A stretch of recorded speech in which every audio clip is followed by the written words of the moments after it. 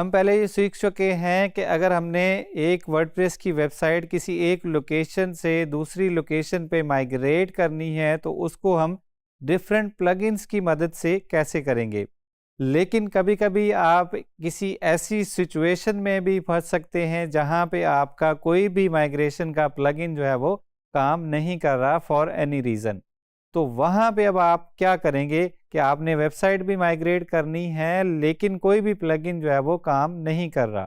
तो इस लेसन में हम सीखेंगे कि हम मैन्युअली किस तरह वर्डप्रेस की वेबसाइट को किसी एक लोकेशन से दूसरी लोकेशन पे माइग्रेट करेंगे। मैंने इस वक्त एक वर्डप्रेस की इंतहाई ज़बरदस्त वेबसाइट ओपन की हुई है जो कि इसी कोर्स में बनाई गई है। यहाँ पे हम देख सकते हैं कि हमें ये वेबसाइट नज़र आ रही है। अब हमने इसको माइग्रेट करना है एक और यूआरएल पे, लेकिन इस दफ़ा हम किसी भी प्लगइन का इस्तेमाल नहीं करेंगे। कभी-कभी होता है फॉर सम रीज़न कि आपका कोई भी माइग्रेशन का प्लगइन जो है वो काम नहीं कर रहा, लेकिन अब आपने वेबसाइट माइग्रेट करनी है, आपने अपने लिए करनी हो चाहे किसी क्लाइंट के लिए करनी हो, लेकिन आपने ये कंसीडर कर लेना है कि आपके पास कोई भी प्लगइन नहीं चल रहा, तो अब क्या करेंगे? तो या तो प्लगइन ना चल रहा हो या आप वैसे ही प्रेफर नहीं करते कि आप प्लगइन के थ्रू वेबसाइट माइग्रेट करें, आपने उसको सारा प्रोसेस जो है वो मैन्युअली करना है, तो वो कैसे होगा? सो मैनुअल माइग्रेशन के लिए क्या करेंगे हम कि हमारी इंस्टॉलेशन में जाएंगे। ये जो वेबसाइट है वो लोकल बाय फ्लाईव्हील्स पे चल रही है, तो यहाँ से जाके मैं कहूँगा कि गो टू साइट फोल्डर के वेबसाइट की फाइल्स जहाँ पे पड़ी हैं वो मुझे फ़ोल्डर दिखा दिया जाए। फ़ोल्डर में मैं आ गया। यहाँ पे मैंने क्या करना है, WP कंटेंट का जो फ़ोल्डर है उसको मैंने कंप्रेस कर लेना है, ज़िप कर लेना है, उसका मैंने एक आर्काइव बना लेना है किसी भी फॉर्मेट में। तो इसका आर्काइव बनेगा, काफ़ी बड़ा साइज़ है इसका। पहला स्टेप ये है। दूसरा स्टेप ये होगा कि मैंने इसका डेटाबेस जो है वो उसको भी एक्सपोर्ट कर लेना है। तो यहाँ पे मैं इसके डेटाबेस में आया और यहाँ पे मैंने इसका डेटाबेस के मैनेजमेंट का टूल खोला। अब मैंने यहाँ से इस डेटाबेस को क्या करना है, माइग्रेट करना है। तो वो हम यहाँ से एक्सपोर्ट पे जाएंगे। एक्सपोर्ट में हमने सारे टेबल सेलेक्ट कर लेने हैं कि हमने कौन कौन से टेबल जो है वो एक्सपोर्ट करने हैं। यहाँ पे हम कह देते हैं जी आउटपुट जो है वो उसको हमने कंप्रेस कर लेना है। एक्सपोर्ट पे क्लिक करेंगे तो अब ये हमें यहाँ पे हमारे डेटाबेस का बैकअप भी हमें यहाँ पे मिल गया। डेटाबेस का बैकअप भी मिल गया है। दोबारा से हम इसके फाइल्स के फ़ोल्डर में जाएंगे, उसको चेक करेंगे कि वो हमारा वो भी कंप्लीट हो गया। जी बिल्कुल, वो भी कंप्लीट हो गया। अब हमारे पास डेटाबेस का बैकअप भी आ गया है और हमारे पास WP कंटेंट जहाँ पे हमारे सारे थीम्स, प्लगइन्स और अपलोड्स मौजूद हैं उसका भी हमारे पास बैकअप आ गया।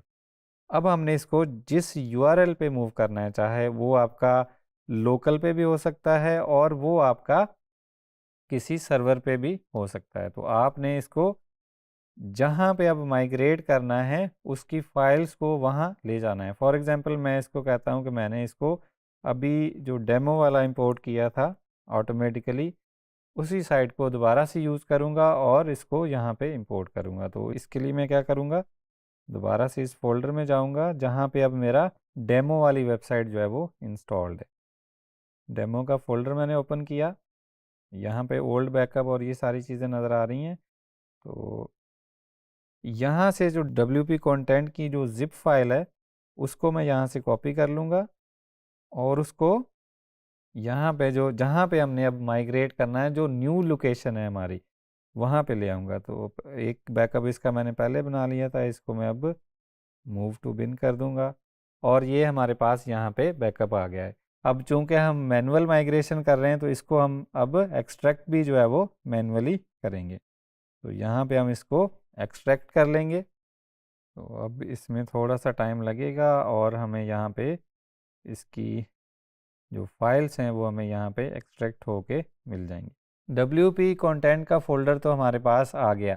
अब हमें बाकी फाइल्स भी चाहिए वर्डप्रेस के रन होने के लिए। वो हम wordpress.org से फ्रेश वर्डप्रेस की फाइल्स भी डाउनलोड कर सकते हैं या जहाँ से हमने नई लोकेशन पे हो, अगर हमारी एग्जिस्टिंग साइट पहले से कोई मौजूद हो तो वहाँ पे भी हमारी फाइल्स वो वाली मौजूद हो सकती हैं, हम उनको भी वहाँ से ले सकते हैं। फॉर एग्ज़ाम्पल इसी सर्वर पे मेरे पास एक वर्डप्रेस की इंस्टॉलेशन मौजूद है, जहाँ से मैं इसकी WP कंटेंट को छोड़ के बाकी जो फाइल्स हैं वो वहाँ से कॉपी कर सकता हूँ। या जब आप बैकअप बना रहे हैं तो आप कंप्लीट फ़ोल्डर का ही बैकअप जो है वो बना सकते हैं। लेकिन मैंने स्पेस सेव करने के लिए मैंने सिर्फ WP कंटेंट के फ़ोल्डर का बैकअप बनाया था, क्योंकि वर्डप्रेस की जो कॉमन फाइल्स हैं ये तो हमें कहीं से भी मिल जाएंगी, वर्डप्रेस की वेबसाइट पर से भी मिल जाएंगी, और हो सकता है हम अपनी ही किसी और इंस्टॉलेशन से कॉपी कर लें, जैसा कि मैंने अभी यहाँ से किया। दोनों ऑप्शंस जो है वो आपके पास मौजूद हैं।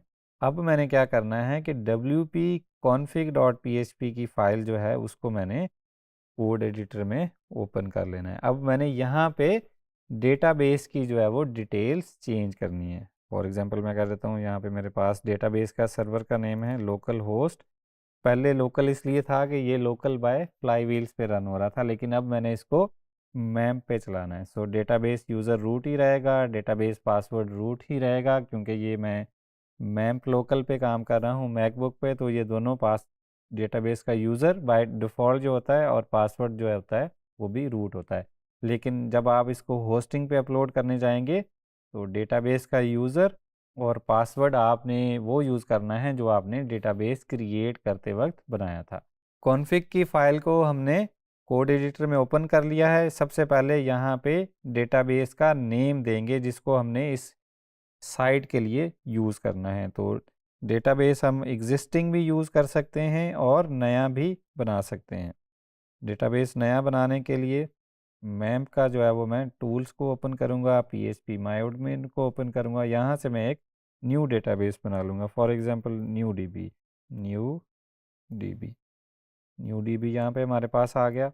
दोबारा से अपनी फ़ाइल में जाएंगे, हमने न्यू डीबी के नाम से डेटाबेस बनाया, उसको यूज़ कर लेंगे। मैम्प पे मैं मौजूद हूँ तो यहाँ पे मेरा जो डिफ़ॉल्ट डेटाबेस का यूज़र और उसका पासवर्ड जो है वो रूट ही होता है। लेकिन जब आप किसी लाइव सर्वर पे होंगे तो डेटाबेस का यूज़र और उसका पासवर्ड वो यूज़ करेंगे जो आपने डेटाबेस का यूज़र बनाते वक्त जो है वो सेलेक्ट किया था। डीबी का होस्ट लोकल होस्ट ही रहेगा। ये वाली सॉल्ट, जो इसको वर्डप्रेस की लैंग्वेज में सॉल्ट बोलते हैं, ये आप नया भी जनरेट कर सकते हैं। इसके लिए वर्डप्रेस का टूल मौजूद है और आप इसको एग्जिस्टिंग भी यूज़ कर सकते हैं। अगर आप नया जनरेट करना चाहते हैं तो आप जस्ट गूगल करेंगे वर्डप्रेस सॉल्ट इज़ जनरेटर, तो आप यहाँ पे एक पेज पे आ जाएंगे जहाँ से आप जैसे ही उसको रिफ़्रेश करेंगे तो हर दफ़ा जो है ये कीज़ जो है वो नई जनरेट होंगी। और सिक्योरिटी रीजंस अच्छा होता है कि अगर आप एक जगह से दूसरी जगह साइट मूव कर रहे हैं तो ये वाले सॉल्ट जो है वो आप नए जनरेट कर लें। मैंने जो नए जनरेट किए हैं उसको मैं यहाँ पे कॉपी कर लूँगा। डेटाबेस का प्रेफिक्स जो है वो आप कौन सा रखेंगे जो कि आपके पुराने डेटाबेस में था, वो अभी कैसे पता चलेगा? जो अभी हमने डेटाबेस बनाया था उस पे हम दोबारा से वापस आएंगे और अब हम यहाँ से डेटाबेस इंपोर्ट करेंगे। कौन सा डेटाबेस इंपोर्ट होगा? जो कि हमने एक्सपोर्ट किया था अभी दूसरी साइड से। हमने डेटाबेस की फ़ाइल सेलेक्ट कर ली है, उसको हम यहाँ पे बाकी सारे ऑप्शंस भी अगर हमने चेंज करने हैं, अगर रिक्वायर्ड हैं तो करेंगे और गो पे क्लिक कर देंगे। गो पे क्लिक करेंगे तो PHP मायएडमिन का जो टूल है वो आपका डेटाबेस की जो सारे टेबल थे उनको क्या कर देगा, यहाँ पे इंपोर्ट कर देगा। अब आपने सबसे पहला नेम यहाँ पे देखना है कि पहले दो वर्ड्स या पहले अंडरस्कोर से पहले क्या आ रहा है। सो ये आ रहा है WP, तो इसका मतलब है आपका प्रेफिक्स भी जो है वो WP ही है। यहाँ पे कुछ और भी हो सकता है, WP की जगह यहाँ पे आप कह सकते हैं ABC भी हो सकता है या कोई रैंडम टेक्स्ट भी हो सकता है। सो पहले ही ये जो अंडरस्कोर है इससे पहले जो भी है वो आपकी डेटाबेस का प्रेफिक्स है, इंक्लूडिंग दैट अंडरस्कोर। तो कॉन्फ़िग की फ़ाइल में वापस जाएंगे तो यहाँ पे अंडरस्कोर से पहले WP ही था डेटाबेस में भी, तो इसका मतलब है कि हमारे डेटाबेस का प्रेफिक्स जो है वो WP ही है जो कि डिफ़ॉल्ट वर्डप्रेस का होता है। सो हमने डेटाबेस इंपोर्ट भी कर लिया। यहाँ पे WP config.php फाइल में हमने चेंजेस भी कर दी। और हमने फाइल्स को भी एक्सट्रैक्ट कर लिया, WP कंटेंट का फोल्डर जो था उसको भी हमने प्लेस कर लिया। अब हम अपना URL विज़िट करेंगे जहाँ पे हमने ये सारी प्रोसीजर किया है। तो वहाँ पे हम देखेंगे कि हमने डेमो टाइप किया लेकिन यहाँ पे URL कोई और आ गया और यहाँ पे बता भी दिया गया कि ये पेज एग्जिस्ट नहीं करता। अब इसकी वजह क्या हो सकती है? अब इसकी वजह ये है कि हमने एक और काम करना है जो कि अभी तक हमने नहीं किया। वो हमने ये करना है कि हमने डेटाबेस में URLs को जो है वो रिप्लेस करना है। उसके लिए हम क्या करेंगे? सबसे पहले अपनी साइट को फंक्शनल बनाने के लिए हम क्या करेंगे? WP_ऑप्शन या आपकी टेबल का जो भी प्रेफिक्स है वो और उसके बाद ऑप्शंस का टेबल हम खोल लेंगे। यहाँ पे हम देखेंगे कि हमें दो ऑप्शंस नज़र आ रहे हैं, एक साइट URL और दूसरा होम। इन दोनों को हम चेंज कर लेंगे अपनी नई URL के मुताबिक, जो कि अभी हमारे पास यहाँ पे कुछ और है। यहाँ पे हमारे पास ये है localhost/demo। हमारी साइट URL भी यही है और हमारा होम पेज का URL भी यही है। तो इन दोनों ऑप्शंस को हम मैन्युअली डेटाबेस में जाके अपडेट कर लेंगे। सेम काम के लिए हम कोई टूल भी यूज़ कर सकते हैं, वो भी मैं आपको बताऊंगा कि टूल कौन सा अवेलेबल है और उसको आप कैसे यूज़ कर सकते हैं। तो अभी मैंने साइट URL भी अपडेट कर दी है डेटाबेस में जाके और होम URL भी अपडेट कर दिया है। तो अभी दोबारा जब हम अपनी वेबसाइट का URL विज़िट करने की कोशिश करेंगे localhost/demo, तो हम देखेंगे कि हमें क्या नज़र आ रहा है। डेटाबेस में URL रिप्लेस करने के बाद अभी हमने पेज रिफ़्रेश किया है तो हम देख सकते हैं कि अब यहाँ पे localhost/demo वाले URL पे भी हमें वही साइट नज़र आ रही है जो कि हमने एक्सपोर्ट की है। यहाँ पे हम किसी पेज पे क्लिक करेंगे तो हम देख सकते हैं कि हमारे सारे पेजेस जो है वो ठीक काम कर रहे हैं। तो इस तरह हम मैन्युअली फाइल्स और डेटाबेस का बैकअप बना के कोई भी वर्डप्रेस की वेबसाइट एक जगह से दूसरी जगह पे ट्रांसफ़र कर सकते हैं या माइग्रेट कर सकते हैं। अभी अगर आपके पास कोई भी URL पुरानी, फॉर एग्जांपल अगर डेटाबेस में कोई ऐसे URLs हैं जो कि अभी भी पुरानी URL पे रेफ़र कर रहे हैं या पुरानी डोमेन पे जा रहे हैं, तो उसके लिए आप क्या करेंगे? कोई सर्च एंड रिप्लेस का प्लगइन भी यूज़ कर सकते हैं जो कि आपके डेटाबेस में पुराना URL सर्च करे और उसको नए URL के साथ रिप्लेस करा दे। या फिर आप यहाँ से भी सर्च कर सकते हैं। डेटाबेस में पुराने URL को नए URL रिप्लेस करने के लिए या तो हम किसी प्लगइन का इंतखाब कर सकते हैं या फिर हमारे पास ये एक स्क्रिप्ट मौजूद है जो कि सेम काम करेगा। किसी भी आप पुराने वर्ड को या किसी भी URL को किसी और वर्ड या URL के साथ रिप्लेस कर सकते हैं डेटाबेस के सारे ही टेबल्स में। तो ये एक वेबसाइट मौजूद है जिसका लिंक आपको LMS पे मिल जाएगा। यहाँ पे जाएंगे तो ये आपको यहाँ से एक फॉर्म फिल करने को कह रहा है और उस फॉर्म फिल करने के बाद आपको ये वाला स्क्रिप्ट आप डाउनलोड कर सकते हैं। फॉर एग्जांपल मैंने फॉर्म फिल किया के बाद ईमेल कंफर्मेशन और यहाँ पे सजेस्टेड डोनेशन, पहले स्क्रिप्ट फ्री था, अभी ये सजेस्टेड डोनेशन कह रहे हैं कि जी $5, हम कह रहे हैं जी नथिंग का ऑप्शन भी है, वो हमने सेलेक्ट कर लिया। उसके बाद फॉर्म हम सबमिट करेंगे और हमें ईमेल पे हमें डाउनलोड का लिंक मिल जाएगा इस स्क्रिप्ट का। ईमेल लिंक में से आप सर्च एंड रिप्लेस वाला स्क्रिप्ट डाउनलोड करेंगे, उसको अनजिप करेंगे और अपने साइट के रूट फोल्डर में जहाँ पे आपकी wp-config.php फाइल पड़ी है वहाँ पे उस फोल्डर को प्लेस कर देंगे। उसके बाद आप इसको का नेम यहाँ से कॉपी कर लेंगे और URL में जाके उसी नेम को प्लेस कर देंगे। तो अब यहाँ पे आप देख सकते हैं कि आपने सर्च क्या करना है। फॉर एग्जांपल पुराना URL क्या था जहाँ से हमने ये साइट कॉपी की है, यहाँ से इसको ओपन साइट करेंगे। ये हमारा पुराना URL था, search for this one, and इसको रिप्लेस किसके साथ करना है?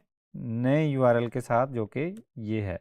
हमने उसको सर्च करके इसके साथ रिप्लेस कर देना है। अब यहाँ पे डेटाबेस की डिटेल मांगी जा रही है जो कि हमारा था new DB, user name database का था रूट, पासवर्ड भी है रूट, होस्ट है लोकल होस्ट, और यहाँ पे अपने कनेक्शन को टेस्ट करेंगे न्यू DB। यहाँ पे हम कनेक्शन को टेस्ट करेंगे तो यहाँ पे हमें सक्सेस का मैसेज आ गया कि आपका कनेक्शन जो है वो सक्सेसफुली टेस्ट हो गया, हम डेटाबेस के साथ कनेक्ट हो गए।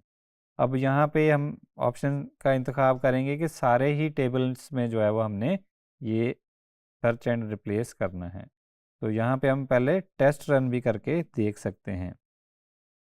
साइट यूआरएल और होम पेज रिप्लेस करने के बाद अब हमने साइट विज़िट की है तो हम देख सकते हैं कि यहाँ पे हमारे सारे पेजेस ठीक चल रहे हैं, और जिस भी यूआरएल पे हम क्लिक करते हैं वो पेज जो है वो प्रॉपर पेज वर्किंग में है। साइट का हमने टाइटल भी चेंज कर लिया है सेटिंग से जाके to match our new site. और अगर आपके पास कोई यूआरएल कोई भी कंटेंट में या कहीं पे भी ऐसे यूआरएल्स मौजूद हैं जो कि अभी तक आपकी पुरानी साइट के साथ कनेक्ट कर रहे हैं, फॉर एग्जांपल आप किसी लिंक पे क्लिक करते हैं तो वो आपको पुरानी साइट पे ले जाता है, तो उसके लिए आपके पास सर्च एंड रिप्लेस के प्लगइन्स मौजूद हैं जहां से आप पुराना यूआरएल सर्च करेंगे और उसको रिप्लेस कर लेंगे नए यूआरएल के साथ।